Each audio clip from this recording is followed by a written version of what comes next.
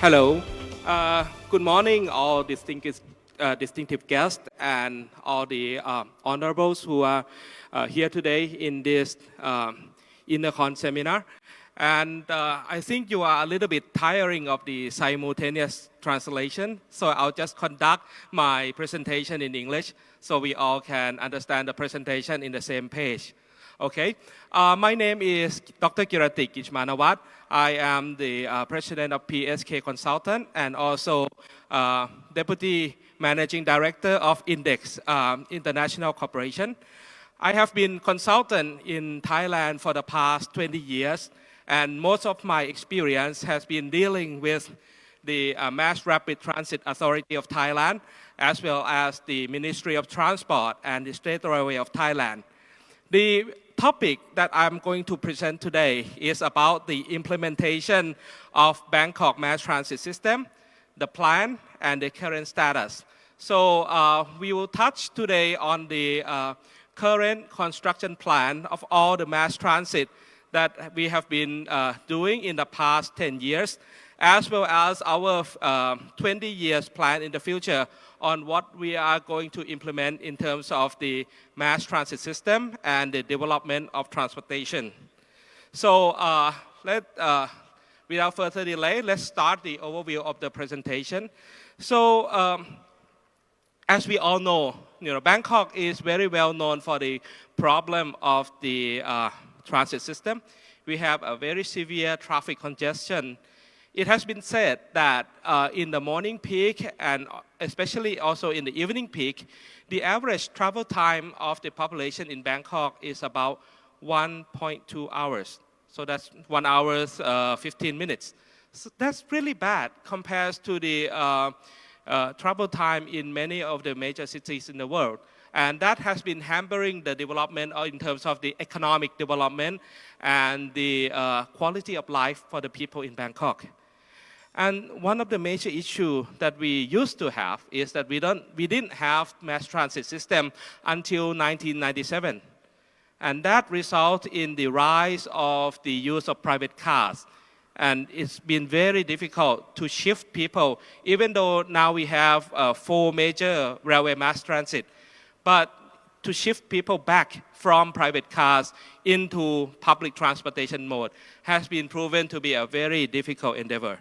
And we had the record of very high traffic accident, leads to high energy consumption, as well as the air pollution.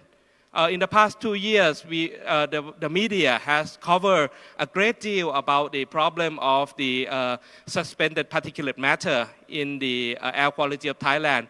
We were ranking about number 30, which is really bad in terms of the air pollution index.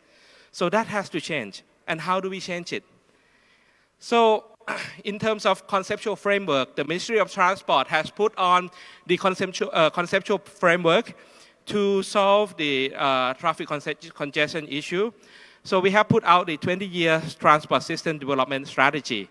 In that strategy includes 4 major criteria. First one is improving transport efficiency.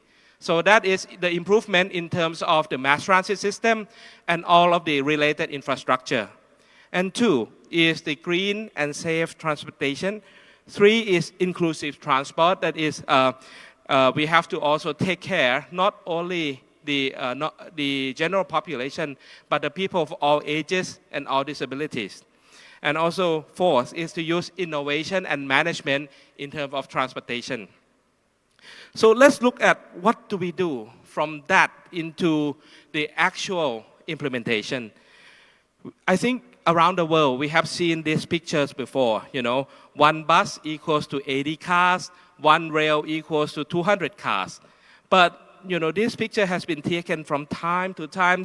The one on your left is 20 years ago. The one on your right was just taken very recently. But we haven't achieved that. Why we haven't achieved the shift from private cars into public transportation? The most important point is people's perception of public transport. In Thailand,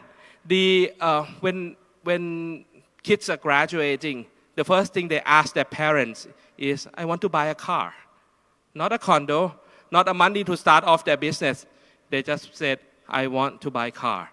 And that is the perception that we have to change. We have to change the perception that using public transport is going into a bus that is old, that is dirty, that is unsafe, into new transportation that is safe, it must be reliable, and it must be affordable to everyone. That is the goal of the Ministry of Transport.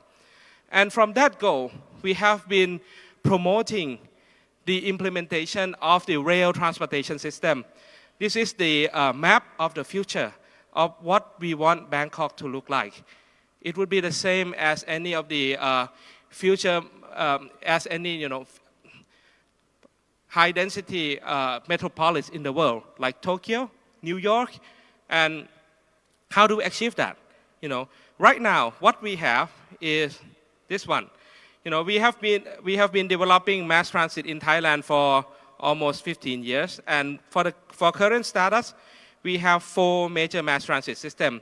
We have the MRT system that is including the Blue Line, which is the underground train under the authority of the MRTA, Rapid Transit Authority of Thailand. We have the Purple Line, and we also have under supervision of Bangkok Metropolitan, we have what we call the BTS, or in short, the Green Line. And we also have the Airport Railway Link, which is connecting the city center to Suvarnabhumi Airport under the supervision of State Railway of Thailand. And that has been public transport in Thailand for the past 15 years. But looking into the future, what are we doing and what do we plan? The past government has been very keen on the development of mass rapid transit. And the picture I just showed you before about the future plan of Bangkok is not just the future, it's what we are doing right now. Right now, if you travel around Bangkok, if you take the time after the seminar, go around Bangkok, you see that Bangkok is actually under construction. Everywhere you see is a little bit of construction site here and there, but we are looking to the future. Within the year 2026, we estimate that we will have completed all of these 10 lines of mass transit construction, and we will quadruple the current mass transit system that we have, about 120 kilometers, into 450 kilometers all over Bangkok. So what do we do in terms of construction? In the north, we will have the red line under the State Railway of Thailand, and we will also have the extension of the BTS called the Green Line, which is already open partially this year, and will complete the total expansion in next year, 2020. And we also have the construction of the Pink Line, which is the monorail, and also Orange Line, Yellow Line, Gray Line, so many lines. But all of this is not just a plan. We have it actually implementing it. And right now, if you go around Bangkok, as I said, you see the actual construction ongoing. So right now, the Thai government has really expanded and tried to implementation of all of the new mass transit system, not only heavy rail, but also the use of the monorail as well. And also, if we look at what's the plan also for the all of this is going to meet. We are now building what we call Bang Sue Grand Station, which will be the biggest transportation hub of Bangkok and Thailand itself. Bang Sue Grand Station will cover the area of about 300,000 square meters.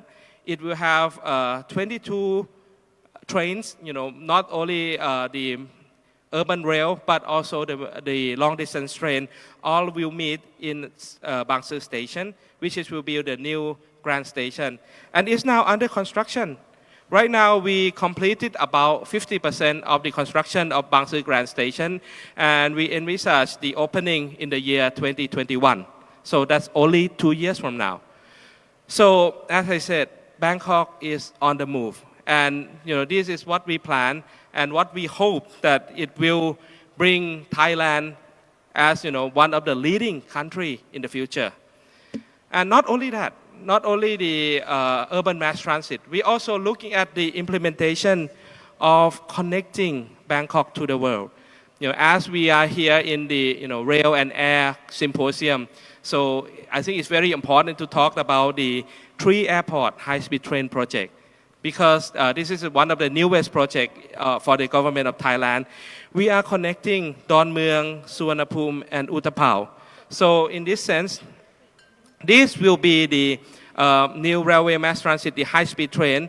The total length is 220 kilometers, connecting the first we start from Don Mueang Airport, which is on the north of Bangkok, and then it will connect to Bang Sue Grand Station and Makassan, which is the new hub, and also Suvarnabhumi Airport, and going down the south to connect to Utapao International Airport and Rayong. So this train will not only connect all the passengers who are coming to Thailand and connect to all the international airports, but it also connect people to the city center at Bang Sue and Makassan as well. And we'll also open another door for the expansion of the Eastern Economic Corridor in the east. So this is one of the very important projects for Bangkok and the surrounding region. And this project, as you see, it will expand the current red line system into total connection with Don Mueang, Bang Sue, Makassan, as I said, and it will also extend to Suvarnabhumi Airport and also the Eastern Economic Corridor. So with this project, in the future, the passenger will have a seamless transportation from all of the international flights to the Bangkok city center. Okay, so what will happen? We are looking at 45 minutes connection between Utapao Airport, which is about almost 200 kilometers, to Bangkok city center. The maximum speed will be 250 kilometers per hour. Start the commercial operation in 2024. And the city line will be about 13 baht, which is normal in the city line. And for the high-speed rail, it will be about 100 baht. And the ridership expected to be about 150,000 in the opening year. And in the end year, is around 300,000. And the total project cost is 230 billion Thai baht. Okay. And this project is expected to have the economic return in total of 650 billion Thai baht. And so Thai government has just signed the consortium, the agreement with the Charan Pokapan Group-led consortium, which consists of CP Group as well as leading the construction companies in Thailand, such as the Italian Thai, China Railway Construction Company, Chokan Chang, and Bangkok Express and Metro Public Company Limited. So that is about the high-speed rail. And not only that, Bangkok also has a feeder system. We have the BRT, Bus Rapid Transit, connecting Sathorn Station to Ratchapruk Station, which is take care of for all the transit mode in the southern of Bangkok. And we are also on the verge of improvement for all the feeder bus system. We try to improve the quality of the bus to change the non-air conditioned bus, the old bus, into electric bus and the NGV buses. And also, we are looking at the change in terms of the accessibility for all the users. So we implementing universal design so all the passengers can ride the system smoothly and safely. And why we doing all this? What we expect is infrastructure development and along the mass transit corridor. So what we're planning for is transit-oriented development, or we call it TOD concept. We hope that in the future, Bangkok will not be the city for cars. We hope that in the future we can change Bangkok in terms of using railway mass transit and implementing the development of the area around the station and encourage people in the city to live along mass transit lines. And we have already seen that in many of the construction of the mass transit, which we discussed earlier. The construction of the Purple Line has started the concept of TOD, and we have seen that some of the rice field in the western part of Bangkok has been turned into new developing centers. So in summing up my presentation, I think Thai government has done a lot in terms of the improvement in railway mass transit, and it will not be accomplished without the cooperation of the people. And as I stressed earlier, the perception of the people is very important. We have to change the perception from private car users that it is cool, it is for the rich, into the new millennia that the people who travel by mass transit are the new generation for Bangkok. So that is all for my presentation today. Thank you very much.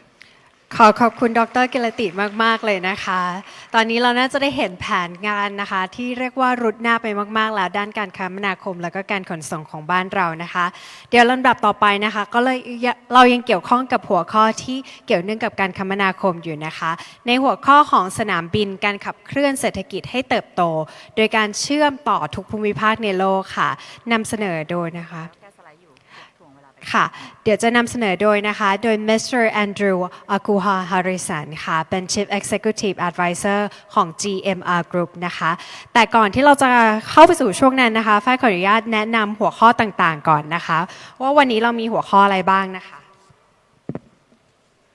ตอนนี้เรากำลังเข้าสู่หัวข้อที่3นะคะแต่เดี๋ยวหลังจากนี้นะคะเราจะมีเป็นแผนงานดำเนินโครงการเชื่อมต่อในปัจจุบันแล้วก็อนาคตนะคะโดยคุณชลิดาอาภาพันธ์ค่ะแล้วหลังจากนั้นนะคะเราจะมีเป็น building the foundation for a smart airport city นะคะโดย Mr. Han Chung Heng นะคะและ Mr. Giulio Di Cali ค่ะส่วนช่วงบ่ายนะคะเราก็จะยังมีเป็นการสัมมนานะคะ2ห้องด้วยกันค่ะซึ่ง1ห้องในนั้นนะคะจะต้องลงทะเบียนมาก่อนนะคะยังไงก็ฝากประชาสัมพันธ์สำหรับคนที่สนใจในช่วงบ่ายด้วยค่ะส่วนการเข้าสู่การบรรยายนะคะอย่างที่บอกไปนะคะเราจะมีเป็นโซนต่างๆมากมายเลยนะคะฝ้ายอยากให้ทุกคนดูกันนะคะในเรื่องของการศึกษางานก่อสร้างต่างๆจากทั่วทุกมุมโลกค่ะที่เราเรียกว่า delivery effective air rail links นะคะเป็นเรื่องของเทรนด์ของเทคโนโลยีการจัดการพัฒนาการทำการตลาดและการสร้างแบรนด์ที่ใช้ระบบรางและก็สนามบินค่ะซึ่งอันนี้นะคะจะจัดขึ้นอีกห้องหนึ่งที่บอกก็คือห้อง Lotus 5-7 ค่ะสำหรับผู้ที่ลงทะเบียนเท่านั้นนะคะตอนนี้เรามาเข้าสู่หัวข้อถัดไปกันนะคะยังไงขออนุญาตเรียนเชิญ Mr. Andrew Akuhan Harrison Chief Executive Advisor ของ GMR Group ค่ะขอเสียงปรบมือค่ะ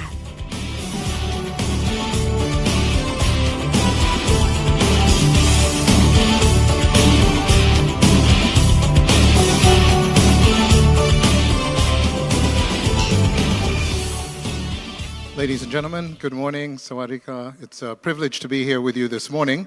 I'm going to run through the next 20 minutes. And first, I'm going to talk about airport capacity, because in the context of air and rail connectivity, we first must talk about capacity, because in order to make the type of investment required in rail connectivity, one must achieve a certain critical mass. So my presentation will cover the privatization of airports, developing airport capacity, and the airport rail connectivity. So first, I'm from GMR Group. I represent an airport group that has operational control, construction, and development of 7 global airports. Today, our throughput out of 3 operational airports is over 100 million passengers per annum. And our largest airport is Delhi International Airport in India, which will close this financial year in December 2019 with 72 million passengers per annum.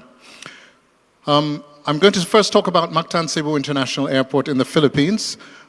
This airport was privatized in 2014. That's when we took over the airport. At the time, its design capacity was 4.5 million passengers per annum. It was already handling 6.9 million, and this year we will close at 13 million. At the time that the government privatized the airport, the transaction advisors recommended that the government would have to make an investment of approximately $3 to $4 million to incentivize investors to invest in the airport privatization. They didn't realize that the private sector would have such an appetite that in the end, we paid $326 million as an upfront premium in order to operate the airport for a 25-year concession period. How do we develop the capacity? Every airport has a DNA. And the DNA speaks about what the airport's intent is. So Delhi's was transformational because Delhi actually used to be the worst airport in the world, I promise you. Today, it's ranked #1 on the Airport Service Quality Survey. If you look at Changi, the city-state, the airport offers the best of what the city will offer you. If we take a look at other airports such as Auckland, Auckland typifies its DNA with lots of cultural icons used throughout the airport experience. And Las Vegas, gambling capital of the world, they have one-arm slot machines at the boarding gates in case you didn't get enough gambling in the city. So the question for us became, what is the DNA of Mactan Cebu in the Philippines? It's a resort destination. There are beautiful, stunning resorts right there. So we knew that we had to promote tourism. It's also an award-winning destination that has won many recognized awards from travel and industry publications, such as Condé Nast Travel Magazine. Last year, 100 most beautiful islands in the world, Cebu was ranked as the second most beautiful in the world. So we knew that we had to use this as our main point in selling the airport as a destination. We are geographically in the center of the Philippines. So we have, within 1 hour's flying time, we cover 82% of the main tourism destinations in the country. Now, very interestingly, passengers coming off a long-haul or medium-haul flight, their maximum tolerance for a connecting flight is about 1 hour and 10 minutes. Don't ask me 10 minutes, but it is 1 hour and 10 minutes. And therefore, it's very important to be able to establish access to destinations within what we call the golden hour. Now, we had to design a brand new terminal to deal with the capacity shortfall that we were experiencing. And in order to do that, we didn't want to import a terminal from somewhere else. We wanted something that reflected the culture and the heritage of the people in the region. So we sent our designers to 15 different parts of the Philippines to obtain what we call design references. That led to what we call a color design palette. So if you imagine a tourist coming to the Philippines, they imagine a beach holiday because it is, after all, a tourism destination. And as a result of that, we developed this color palette, which takes its cues. If you look at the top part of the color palette, very top, it takes its cues from vegetation. So the leaves and the tree. The next one down from the skyline, the color of the sky, the clouds. One below that is the rockery, and the bottom one is the graduating shoreline. This led to the concept of a wood roof, large glass facades, and a polished concrete floor that's made to look like you're standing on sand. And this is what it translated into. So we didn't wake up in the morning and say, hey, wood roof is a great idea. Today in the world, we're using 6,500 meters of this wood material. No airport in the world uses this quantity of wood in its structure. And this is essentially how the terminal looks. This is an actual photograph of the timber used for the roof. The wood is glued laminated wood imported from Austria. It has an estimated service life of 250 years, provided it is maintained properly and it's treated accordingly. And so we're very proud of this and the impact that it creates. As a result of this capacity, we were able to grow our traffic from 15 domestic routes to 35 domestic routes in less than 5 years. On the international front, we grew from 7 international routes to 26, again in 4 years. So we serve 9 million domestic and 4 million international passengers. And we developed a route network so diverse that we even have a non-stop service between Cebu and Los Angeles.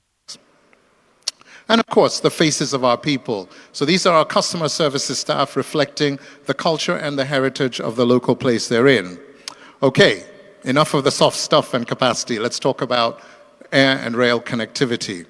So our biggest airport I mentioned is Delhi. And for us, there are 3 components of an airport system. The first component is space capacity. The second component is your runway and terminal capacity. And the third component is what we call surface access capacity. So in other words, if you build an airport for 35 million and your airspace can only deliver 15 million, guess what? You'll only end up with 15 million. And the same applies to surface access. The challenge for us as an industry is the element of development for airports that is least considered and least understood is access to the airport by surface means. And this is something that has to change. For those airports like Dubai, where more than 60% of their traffic is connecting traffic, that may not be such an issue. But for other airports that are origin and destination airports, surface access is indeed very important.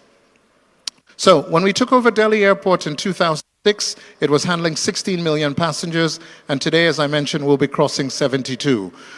Even in terms of cargo, we've grown our cargo capacity from some 380,000 metric tons to over 1 million metric tons of cargo a year. So that surface access doesn't just serve passengers, it also serves the freight and haulage capacity that we need to feed the cargo industry as well. This is our master plan. Now, if you take a look at the master plan, our domestic terminal is over here. This terminal is serving today 22 million passengers, and the balance of those passengers are coming from the international and domestic over here. So our terminal complexes are split across a very wide area. The first thing we did is we decided to invest in an air rail express connectivity to the airport from the city. And this is essentially a 22.7 kilometer rail line that runs from downtown Delhi to the airport, and it runs in approximately 18 minutes. If you were to take this journey by car, it would take you a minimum of 45 minutes, and in all likelihood, probably 1.5 hours. We invested, as an airport operating company, we invested $90 million in this project to ensure that the project would succeed. And as a result of it, we have stations where in 2 of the stations you can actually check in your hold baggage.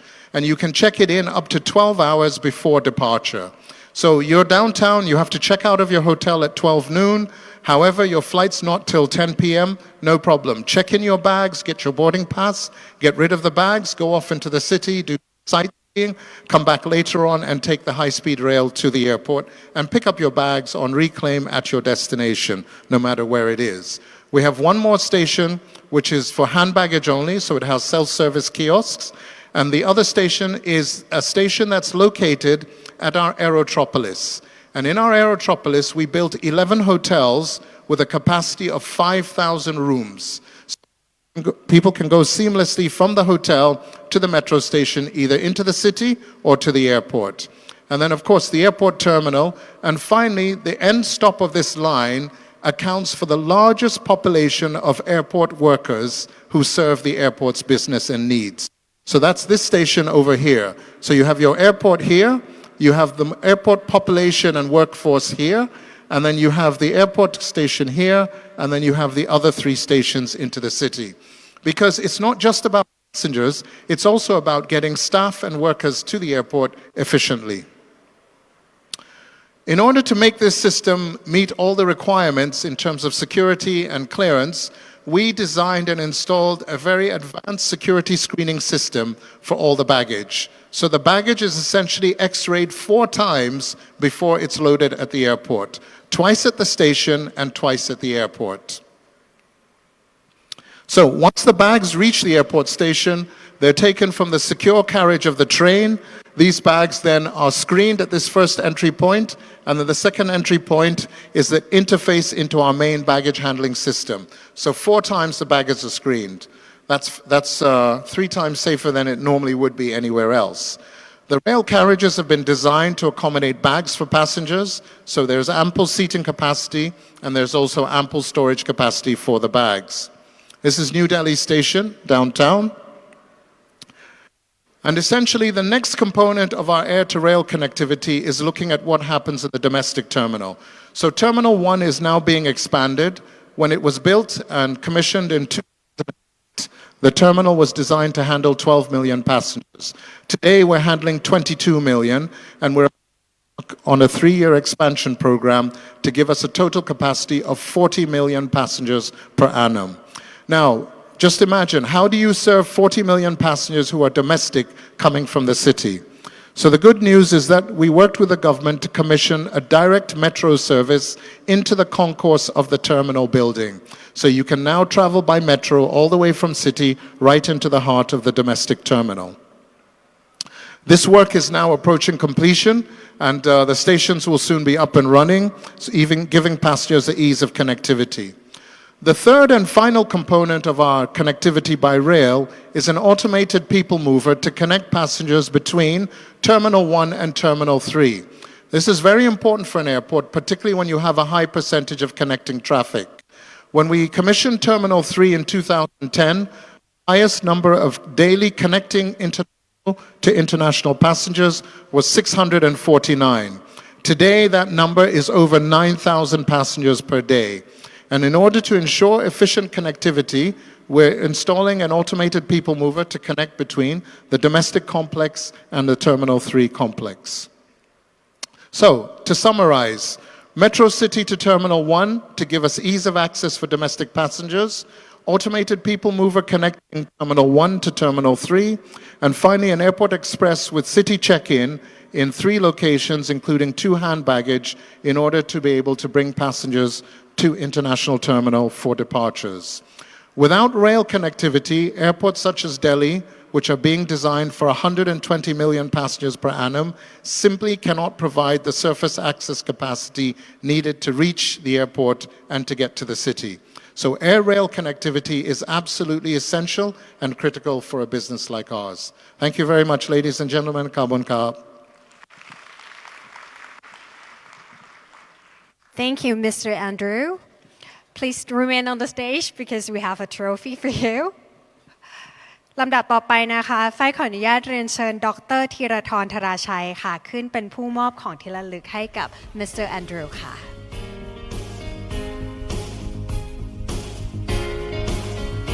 ขึ้นมาอีกครั้งหนึ่งนะคะ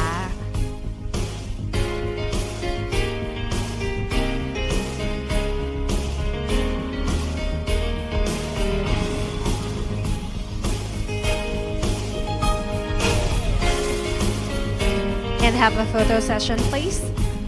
Okay.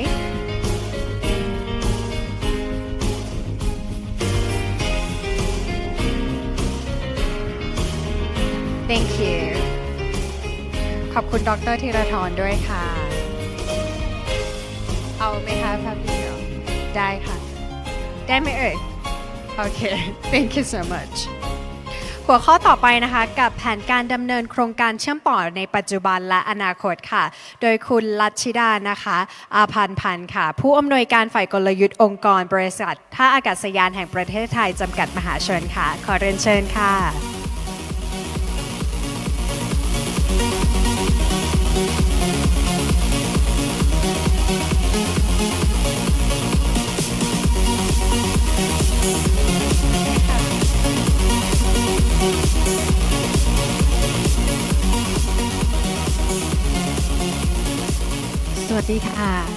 Good morning, distinguished guests, ladies and gentlemen. My name is Lachida Apapan. I'm Vice President Corporate Strategy Department from the Airport of Thailand.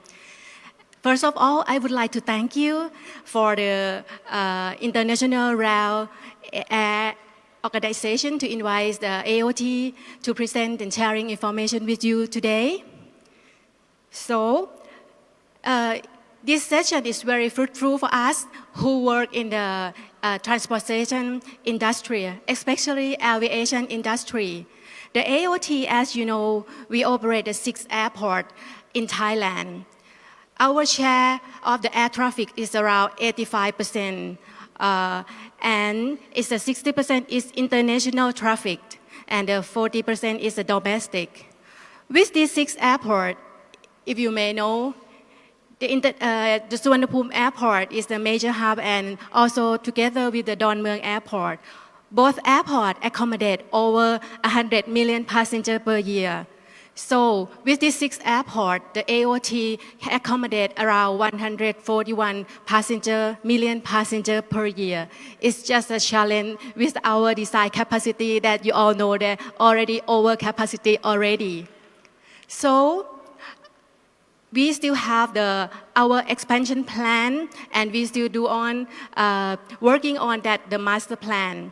In the next 5 years, our investment project will be reached to more than 1.8 million Thai baht. So we will reach capacity to 170 million passengers per year with this 6 airport capacity. If you talk about mobility, the air, the rail, the road is the multimodal to connect the people together. So in Thailand, sorry, I come back to this presentation again. In Thailand, our civil authority, aviation authority of Thailand, they have the national airport system. So with these 6 airports, if we may know that our primary hub airport is that Don Mueang and Suvarnabhumi airport is have the direction to be expansion in the future. We can know how can we improve the multimodal transportation to connect with the other airport in our country. As same as the other 4 airports, the Chiang Mai Airport and Phuket Airport is positioning as the secondary hub airport in the northern and the southern of Thailand. That maybe guide us to how can we expand and improve our airport in the future. So in the future, if there is potential in the project that we already know for the Bangkok and vicinity, Suvarnabhumi Airport and Don Mueang Airport is the 2 airports in our responsibility with the AOT. But with the EEC project for the government policy, we still have one more coming airport is the Utapao Airport. I would like to show you that the Suvarnabhumi Airport, we have the expansion plan for the next 5 phases of development. Right now, we are on construction of the phase 2 with the satellite, and the next on process project in the phase 3 is the 3rd runway and the north expansion terminal. After we finish the ultimate phase of Suvarnabhumi in the 5th phase, we will accommodate around 150 million passengers per year. As same as the Don Mueang Airport, is the another airport is served for the Bangkok and vicinity. We only have the last phase for the Don Mueang because it's the old airport, about 100 years already, if you know that. So the Don Mueang Airport, after we finish the ultimate phase, we can accommodate only 40 million passengers per year for the design capacity. And as I told you, with the government policy, we still have the Utapao Airport. It's the vision for to be the hub of the Asia for the aviation. So the Utapao Airport right now in charge of the Thai Navy, and they accommodate around 3 million passengers per year. But for the PPP project that you maybe follow up by the news right now, we can get the public-private participation to invest in the Utapao Airport. And the first phase of the Utapao Airport will reach capacity is 15 million passengers. And then they will have further in the next phase and the next phase. And the ultimate phase of Utapao approach is around 60 million passengers per year. So with these 3 airports, Don Mueang, Suvarnabhumi, and Utapao Airport that serve Bangkok and vicinity, in the next maybe 10 years, those 3 airports can serve the passenger around 250 million passengers per year. That's what we have to think about, how can we connect those 3 airports together. And it's come up with the high-speed train that already in the project that EEC already set up. The high-speed train will be the linkage between each airport. But from my point of view, AOT is not only see the linkage only. We have to concern about the seamless that we can provide for the passenger and the people who travel via both multimodal. So the seamless, that means we have to concern about not only the convenience and efficiency, we have to concern about the security and safety in the future with each model that will be connect together. That means we have to collaborate more and we have to learn about each other in their perspective in the future. So this is maybe in the other presenter already talk about the project of high-speed train, and you may know about the detail already. And for now, Suvarnabhumi Airport, it already connect with the rail system with the airport rail link that link to the Suvarnabhumi to the downtown at the Payathai station and connect to BTS SkyTrain, that the existing rail system that we already have. But in the future, the high-speed train can more emphasize how can we transfer or move the people to other destination, especially in EEC project, and connect to the Utapao Airport. From the Suvarnabhumi Airport, we will link with the high-speed train. And the next project, the Don Mueang Airport, we will link with the BTS SkyTrain and also to connect to high-speed train at the Payathai and Bang Sue station. So we're waiting for, looking forward for the phasing of the Dongmueang Utapao and Utapao go to the other province and destination to bring the people and passenger go to their destination in the future. For our preparation to do the thing that we call the seamless transfer and convenience and satisfaction of the passenger who use our service in our airport. With the connecting to the high-speed train, we already prepare for the area and the platform. Actually, it's the same platform as the airport rail link that we operate right now. And also the Dongmueang Airport with the dark red line to connect to the downtown to the Dongmueang. We already prepare for the junction building, and also we have the investment on airport people mover to make sure that after the airport dark red line being the passenger to the Dongmueang Airport, we can provide them with the flow to the terminal that both 3 terminals that we already have domestic and international. So with this, we think in the future, with the trend that more traveler, with the capacity of the airline, with the urbanization that the city can have many big cities in the future, the transportation is very important. And we as the airport is a part of how can we grow the economics and social life. So the thing that we have to concern about connecting our mobility with the other mode is very important, and it have to be concerned more with the technology, digital, data and information, and collaborative to make sure that we can provide the best service to every passenger and the partner that we work with.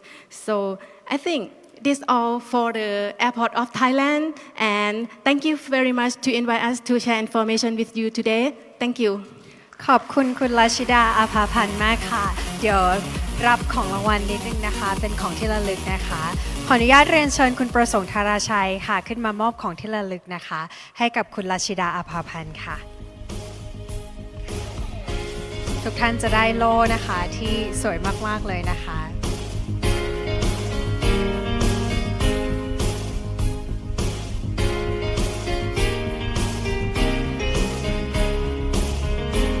เดี๋ยวหลังจากนี้นะคะเรายังคงมีหัวข้อเกี่ยวกับท่าอากาศยานอยู่นะคะแต่เดี๋ยวเราจะไปที่ลอนดอนกันบ้างค่ะ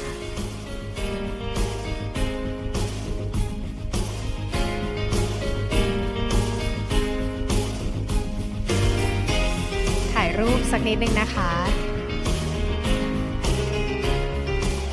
คุณรัชชิดาอาภาพันธ์ค่ะผู้อำนวยการฝ่ายกลยุทธ์องค์กรบริษัทท่าอากาศยานแห่งประเทศไทยจำกัดมหาชนค่ะ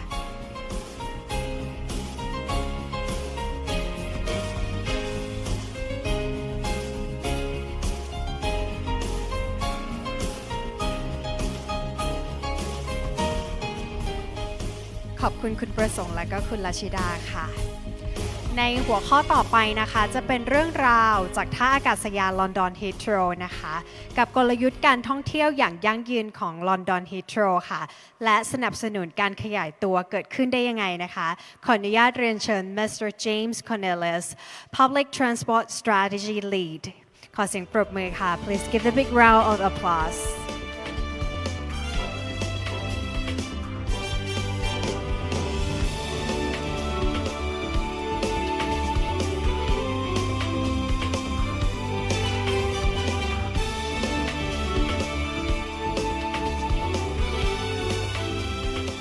Sawadika. Good afternoon, and thank you for the opportunity to talk to you today. I'm going to cover Heathrow expansion and how sustainable travel links will support our plans. But first, let me introduce you to Heathrow Airport. We serve 80 million passengers a year from 4 operational terminals. We have 2 full-length runways with 81 airlines serving 200 destinations in 85 countries. However, Much like the airports we've heard about today in Thailand, we are at capacity. 98% of our runway capacity is utilized, and in comparison to other European hub airports who have 4 or 6 runways, with Heathrow only operating from 2, we are capacity constrained. Therefore, we are embarking on a plan to expand Heathrow Airport with the addition of a new 3rd runway to the northwest of the existing 2-runway airport, with some associated terminal capacity expansion. It's an approximately £14 billion investment, privately financed, and we are currently planning next year to submit the planning application. The benefits of expansion is a doubling of cargo capacity for British exports, up to 40 new long-haul trading routes, and a significant impact in the local community for jobs and benefits. In addition, it will deliver for passengers. We're committing to keeping charges at the same level. We're also looking to increase the options for passengers and maintain our current record of winning Skytrax Awards Best Airport in Western Europe and the world's best airport terminal. However, we have to expand, but we have to do so sustainably. Heathrow is already making significant efforts in this area. We're investing significantly in electric vehicle charging infrastructure. We are reducing ground-based nitrous oxide emissions, and we're tackling carbon emissions at the airport. And you will see above there, we've set some ambitious targets to be carbon neutral in 2020 and 0 carbon airport operations by 2050. So what does this mean for sustainable travel links? Today, we have 40% public transport mode share. So that's 40% of passengers arriving at the airport on rail, bus, or coach. 60% arriving in cars. Now, we've been set a target by the UK government to increase that percentage from 40% to 50% by 2030 and 55% by 2040. Allied to that, we have to reduce the number of colleague car trips, so getting Heathrow Airport employees out of their cars. We've got to reduce that by 25% in 2030 and by 50% from today in 2040. A final key element is Heathrow Airport itself has pledged that as passengers' numbers grow at the airport, we will have no more traffic on the roads. You know, we've heard already from many speakers the challenges of congestion on roads. So this is the picture today. We have 80 million passengers a year, and if you take away the transfer passengers who don't require a trip to and from the airport, we have about 52 million passengers that require a journey to and from Heathrow Airport. So approximately 18% come on the Piccadilly line underground, with 12% on bus and coach and 9% on rail, so overland rail. The vast bulk of passengers at the minute are arriving at the airport in taxis and in private cars. So this is the challenge today. But we know interventions can work. We know new infrastructure has an impact. So this is our modal share going back to 1990.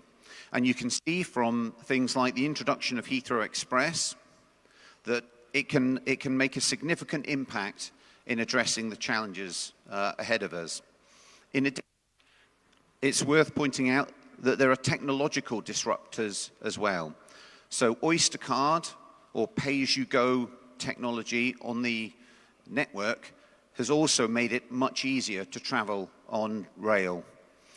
And we should also point out the introduction of Uber at Heathrow Airport is making it much easier now for people to ride in taxis. So it's an adverse impact for the airport and is challenging us further. But what we do know is things can change. Interventions have an impact. So at the minute, we would say Heathrow is the best connected in the UK. Our coach and bus station is one of the busiest. We have a train every 4 minutes to London, and we're very close to the strategic road network in the UK. However, the rail access is limited. Currently, Heathrow is only directly accessed from central London, so there's no further connectivity to the rest of the United Kingdom. And when we look at where our passengers come from across the UK, we can see that London is the dominant area. Over half passengers flying from Heathrow originate in London. But if we look at the south and the west, we can see there are still significant numbers of passengers that need to come to Heathrow and that currently don't have a good rail link to the airport. So what are we going to do about it? So the first thing to note is the launch of the new Elizabeth line, which is an east to west line connecting across London. What that does, that drives direct connectivity from Heathrow to the west end of London, through to the City of London, and beyond to Canary Wharf, significantly slashing journey times and making rail travel from central London an even more attractive proposition. And we get to a point where the number of trains travelling from Heathrow to central London increases from 1 every 4 minutes to 1 every less than 3 minutes. And that's addressing that core, the bulk of passengers that come to Heathrow from London. We also have plans to connect to the west of the United Kingdom. So there's currently a proposal for a new infrastructure link to connect into Terminal 5 at Heathrow Airport. Now what this does, it opens up the west. And if we jump back to the opportunity here, you can see that 15% of passengers currently come from the west to Heathrow. So what this link will do is it drastically reduces journey times from the west. And that's significantly compared to public transport today, but more importantly, from many locations, it makes public transport quicker than car. Also, there are large numbers of Heathrow colleagues that work in and around those areas, and again, by getting them out of their cars and onto a much faster train journey, starts to relieve that congestion and will allow Heathrow Airport to grow. We also have plans to connect to the south of the airport. These plans are not as advanced as the Western Link, and there are currently many proposals to connect Heathrow to the south. Now, what this does is the benefits include resilience to London.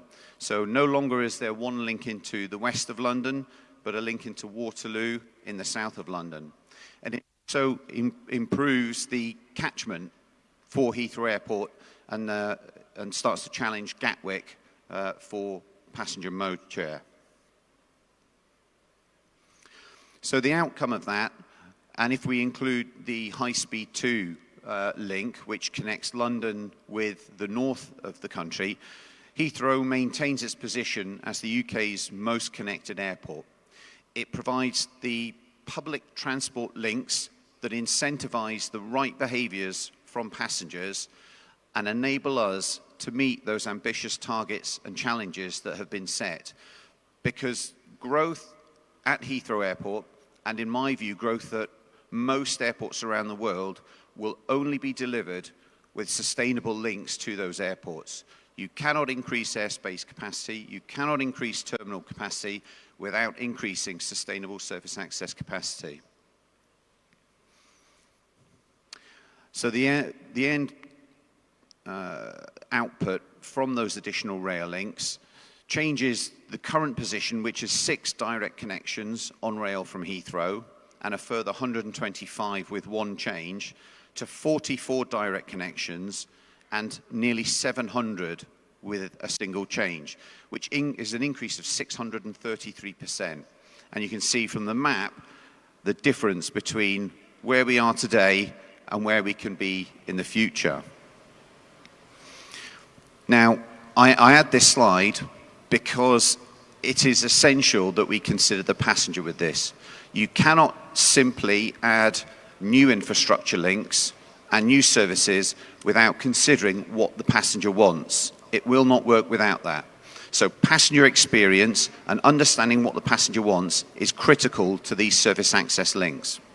Now, our research indicates they have three primary needs which dominate their considerations of accessing an airport, and that's speed, ease, and trust.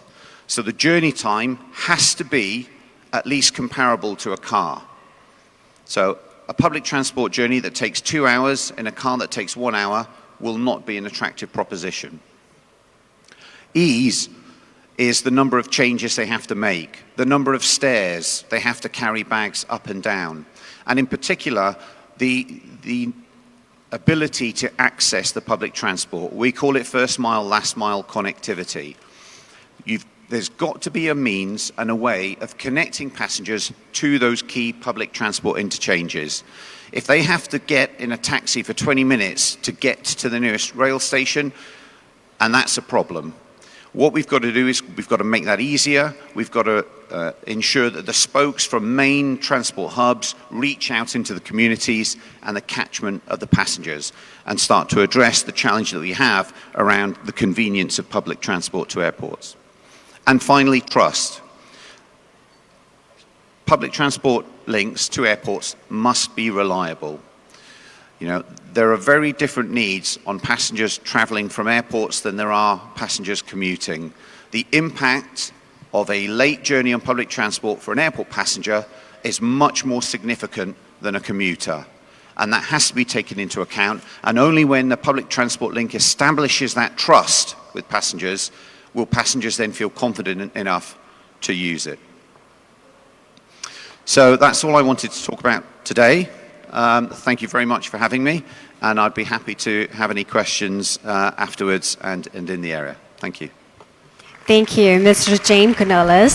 So, please remain on the stage. We have a trophy.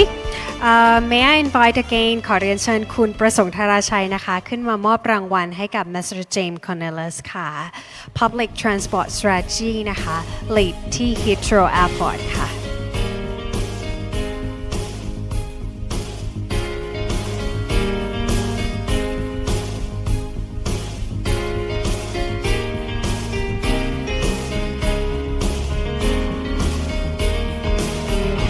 แล้วเดี๋ยวหลังจากนี้นะคะเราจะมาถึงหัวข้อสุดท้ายกันนะคะแล้วเราจะพักเบรกทานข้าวกันนะคะซึ่งห้องทานข้าวอยู่ด้านข้างนี้นะคะเดี๋ยวไฟแจ้งรายละเอียดค่ะ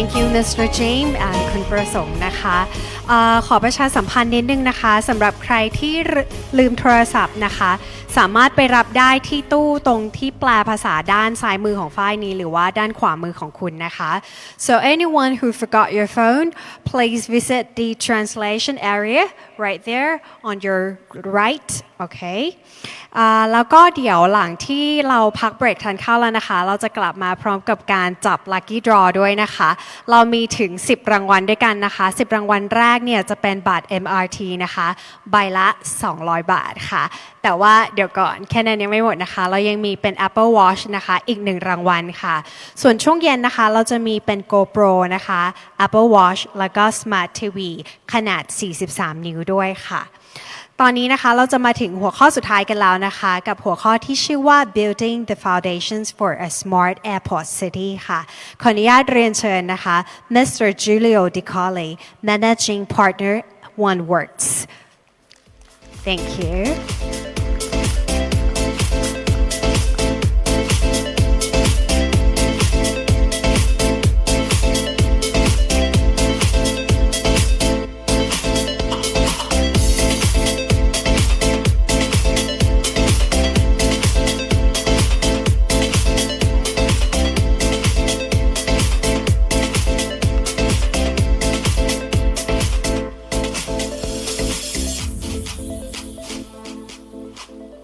Good afternoon, everyone.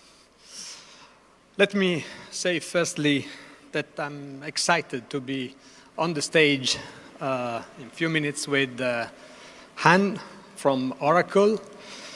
We are having an incredible collaboration working together on the white paper on the future smart airport cities and on how to design next generation cities and infrastructures.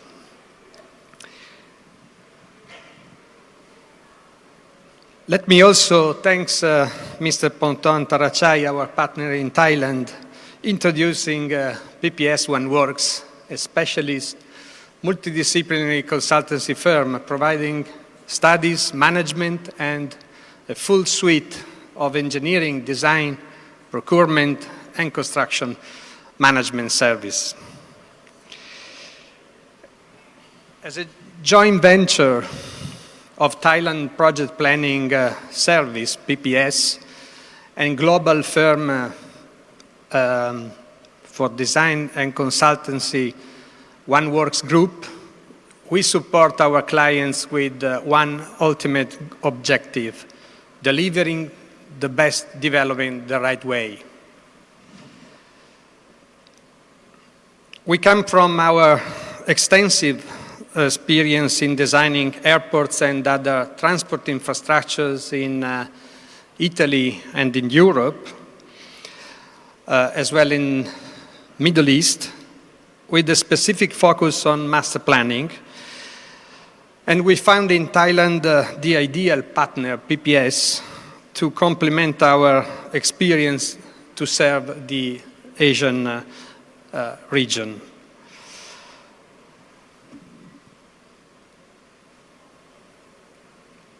Our progressive design approach is based on construction innovation, sustainable solutions, and new technologies and smart principles, never forgetting to foster a sense of place, which in Italy is part of our culture and legacy. What links together designing for buildings and infrastructures and IT? Things that were very separated till yesterday in the design process and that must come together today and tomorrow. Operational needs and innovative and smart solutions. Thinking for the next generation infrastructures, airports, ports, rail, means this: designing having at the center the operational needs and the innovative solutions, aiming to improve the quality of life for passengers and citizens. With this approach to progressive design, it made sense for One Works and PPS to partner with Oracle. Let me introduce Han from Oracle. Thank you, Hiro. First of all, it's a great opportunity in order to partner with PPS and PPS One Work. I'm from Oracle. My name is Han. Good morning, good afternoon, Sadikap. So let me first talk about urbanization. 50 years ago, in 1950s, only 1/3 of the population in the world lived in the urban area. Today, more than 53% live in the urban area. According to United Nations, by 2050, more than 63% or 67% of the people will live in the urban area. So the rapid urbanization of our population means that things will be moving very, very congested into cities. In fact, less than 5% of the world's surface is covered by urban cities. So it is important that we leverage technology, we leverage data, which is the business we're in Oracle, to help ensure that we provide a better infrastructure, better transit facilities, utilities, and connectivity. Now, today, the world is really changing. This is a digital world. Corporations and enterprises are going through digital transformation. Technologies like AI, machine learning, 5G, IoT, and Edge. It's something that we are talking about every day that connects our corporations together. So people are connected, the cities will be connected as well. Now, fortunately, besides cutting-edge technology, we are seeing technology that is emerging that is actually green. Renewable energy solutions, today with solar panel, that is now reaching grid parity, it is causing the same to power a building than fossil oil. Electric and autonomous vehicle. There is really about 6 million of autonomous vehicle in the world today, and it will increase. In the future cities, and even in airport cities, public transport that is autonomous is going to be very, very important. Now, obviously, smart lightings as well as smart trash are all important elements of smart city design. So we are living in a digital economy. Today, in healthcare, health science, marketing analytics, factory of the future, agriculture as well as education, they all use data. Smart cities as well. We have to design smart cities, smart airport cities with the data as a DNA. We talk about hardware, services, and software. And in technology, the software part, the digital part is data. Oracle, just a quick introduction to Oracle. We are 42 years in business and 30 years in Thailand. We have about 480,000 employees, customers, and 20,000 partners. We invested in a lot of countries, about 175. We have 136,000 employees. We have a lot of acquisition over the last 40 years. Acquisition in the industries around financial services, telecommunication, construction and engineering. So we are expanding our knowledge base in many industries. And we have invested over $64 billion in R&D over the last few years. Our mission for Oracle is very simple, and as we partner with partners like PPS and PPS OneWorks, it's to really help people see data in the new ways, discover insights, and unlock endless possibilities. If you look at the smart cities is like a human body. The veins are the connections in the streets, but the blood is the data. So in Oracle, we provide a database and data management philosophy to help looking at how we can connect the cities together. Now, we have a smart city architecture. Very simply, we look at smart city from a basic infrastructure service standpoint, looking at smart utilities, public safety, transportation, healthcare, and education, and how this builds up to serve the stakeholders here, which is really look at the visitors, business, citizens, and community and business. But the heart of all this is the data, because today, data comes from many places, from the sensors, there's big data, relational database, spatial database. How do we bring all these data together and unify it so that the city planners and the builders and the governments can look at one source of data? And data will really accelerate smart city transformation.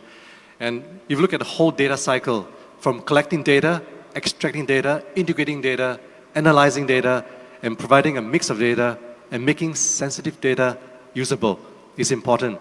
This is what we call the democratization of data, making data available to anyone, anytime to use it. In Singapore, where I come from, we have an open data initiative, allowing API as well as data set downloadable for anybody who want to use it for planning purposes. And we provide a data platform that helps in the economy, both in financial services as well as smart city building.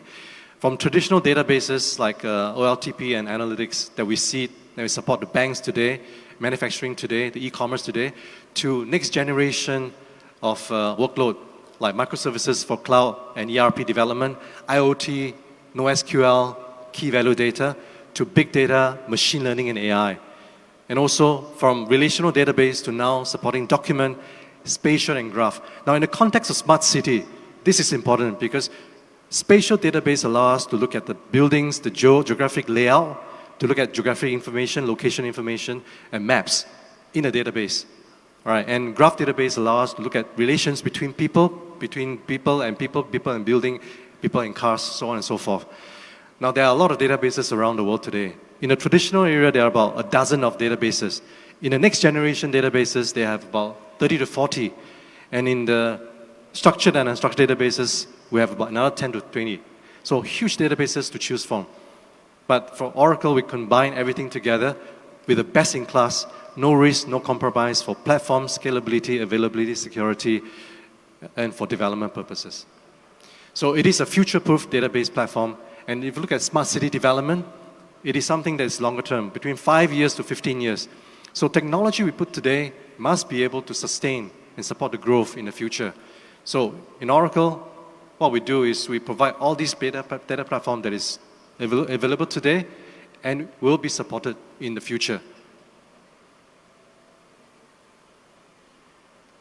Now, I think I got these two quotes that is very, very good. And again, technology is important, but it's not everything. And the great challenge that cities will face is solved not just by technology, but to look at the focus on the needs of the public. And as well as from Joan, a truly smart city is one that has this global goal in improving the quality of life of residents, ensuring economic, social, and environmental sustainability. Now, this is a copy of the preview of the white paper that you will get. And this is done together with PPS One Work and PPS. Now, I think the heavy lifting is really done by Dr. Harry Tan from Ensemble, as well as from Mr. Lucas London. A lot of work that's been done inside here has a lot of thought process put in, and we just put the technology in there. So perhaps, Julio, you want to explain a bit about this smart city? Yes, it's incredible how it is available now with big data, a real support to the master planning process. So we are excited to present our first thoughts as both OneWorks and Oracle about the opportunity of creating the smart airport cities. In the white paper, we start by noting how airports have evolved in a very short span of time. Humble origin as open grass field, then development during the jet age as symbol of long-haul mobility and freedom, evolution from only being about aviation to becoming interconnected places of both aviation and non-aviation use, serving an economic growth engine, the airport city. We studied many of the emerging airport cities in the world, such as Dallas, Fort Worth, but we also reflected on our own aviation master planning works at OneWorks, like Venice Marco Polo Airport, Milan Linate, and others, of course the UK airports, and including also the very recent exercise done for the Utapao airport, taking from the real experiences strategic and key elements to shape the future of airport cities. The white paper also looks at the evolution of the smart city and its implication for airport cities. It is encouraging to see how the urban development is evolving toward a more human scale, pedestrian-oriented and mixed use. Airports and airport cities have not traditionally grown in this way. It's now time to work on master planning using the smart city concept and applying the new trends in urban design. The paper addresses also the topic of smart. What does it mean really? A smart city is an integrated solution that addresses governance, environment, mobility, economics, and above all, people and their well-being. It all begins with a solid foundation during planning and design. One of the most important parts of the paper is that we tackle this myth that the smart city is strictly about technology and data. This is one of the reasons we partnered with Oracle to discover more about this. A key part of the smart city strategy is having a central storage for managing data and information. This process of building a data fusion platform, the DFP, begins at part of the planning and design period. The DFP enables data-informed decision-making through the entire asset life cycle and allows simulation of what-if scenarios during the planning and design process to test space planning, transport management, safety and operations, finance, social and environment. Who will benefit? All the airports, cities, users and stakeholders, of course. To start with passengers and airlines, all the transport agencies, air freight logistics, of course, developers and city planners, the local communities, the airport operators and government. So let me share, obviously, the United Nations SDG, Sustainable Development Goals. In Oracle, we look at many of these goals and we are pushing our teams to drive towards participating in as many as those as possible. But look at number 11, sustainable cities and communities. I think this goal is very important to this topic of smart city and smart airport city. In the UN Sustainable Goal number 11, it talks about creating an inclusive city, a safe city, resilient city, and a sustainable city. And creating efficient resources and understanding how would this help and how do we provide for the people in the cities. This will be a very important part of city planning and master city planning going forward. So we have to keep that in mind. Now in Oracle, sustainability is everybody's business. And in the business we're doing today, providing data, providing best practices in hardware, technology, application, ERP, and cloud, we put a lot of this green effort in our daily business operation. And we're pleased that in this part of the world, we got a lot of awards from the global team on sustainability and how Oracle can be sustainable. And I believe together with PPS and PPS Onward, we'll bring this to bear as we build future cities of the world. Thank you, Han. Thank you, Gil. Thank you, Julio. Okay, thank you, our speakers. Again, may I invite อีกครั้งหนึ่งนะคะคุณประสงค์นะคะธราชัยนะคะขึ้นมามอบโลกที่ระลึกค่ะ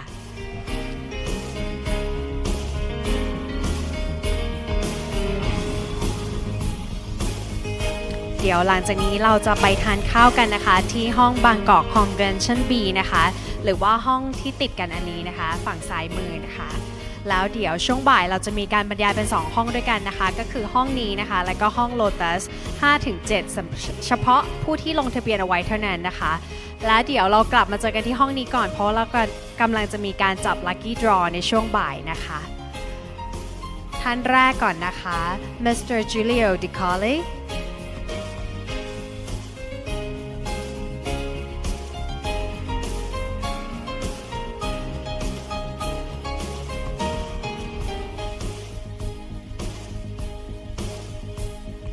พบกันตอนบ่าย2:15 นะคะพร้อมกับการจับ Lucky Draw ที่ตรงนี้ค่ะ and Mr. Han Chun Heng